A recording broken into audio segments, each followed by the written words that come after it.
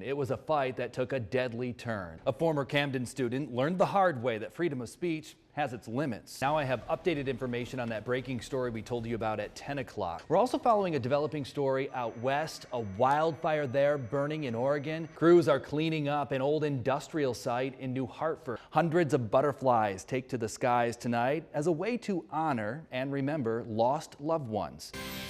Brand new tonight, cleanup underway of this contaminated industrial site in New Hartford.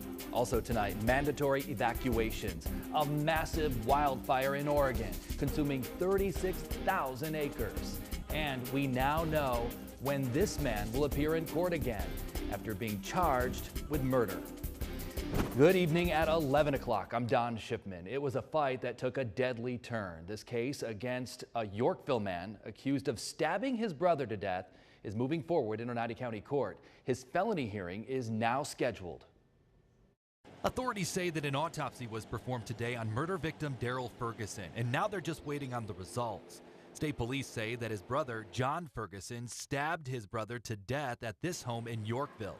The two lived at 10 Jones Place with their mother. She says she woke up to the sounds of them arguing. The fight got bad enough for her to call 911. When state police arrived, they say they found the younger brother, Daryl Ferguson, with stab wounds to his front and back. The murder weapon, a kitchen knife. As the DA's office awaits autopsy results, a felony hearing is already scheduled for Friday. During that hearing, law enforcement witnesses will testify. A judge will determine if there's enough evidence to send the case to a grand jury for a possible indictment or formal charge. There's also the chance that Ferguson could waive that hearing altogether. He's being charged with murder in the second. A former Camden student learned the hard way that freedom of speech has its limits, even in a private forum. News Channel 2's Jolene Ferris has the details now on his sentencing.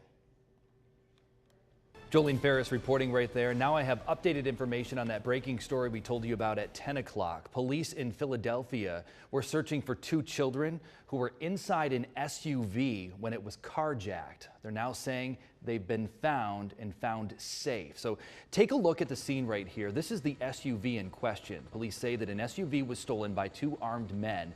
They say that two kids were inside the vehicle at the time. They then found the SUV, but not the kids. Then just about 20 minutes ago, the NBC affiliate in Philadelphia reported that the kids were found safe, a 7-year-old girl and a 10-year-old boy. Police at this hour are still searching for the armed suspects, but again, the kids were found safe just about 20 minutes ago. We're also following a developing story out west, a wildfire there burning in Oregon. Charred 36,000 acres, and it's forced mandatory evacuations. But fire crews say that they're making some good progress.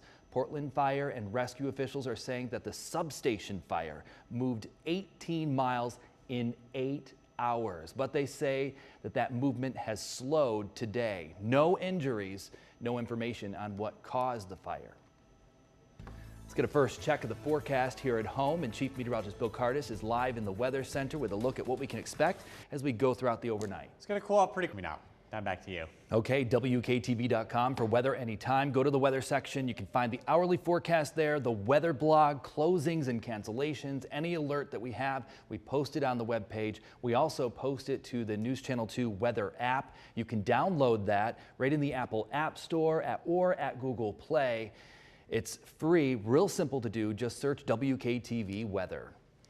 Crews are cleaning up an old industrial site in New Hartford, and we spotted a backhoe on that site late today. This plot of land is right on Middle Settlement Road in New Hartford. The DEC is saying that Special Metals Corporation is responsible for the cleanup here, and they say remediation is expected to take just about 5 months from now.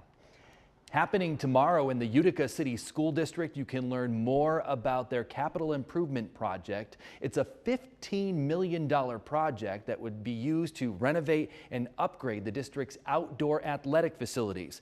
Some of the changes would be to upgrade the tennis court, also the track reconstruction there, and a new scoreboard, some lighting, some seating, among other improvements. Now, if the project is passed, it would increase taxes.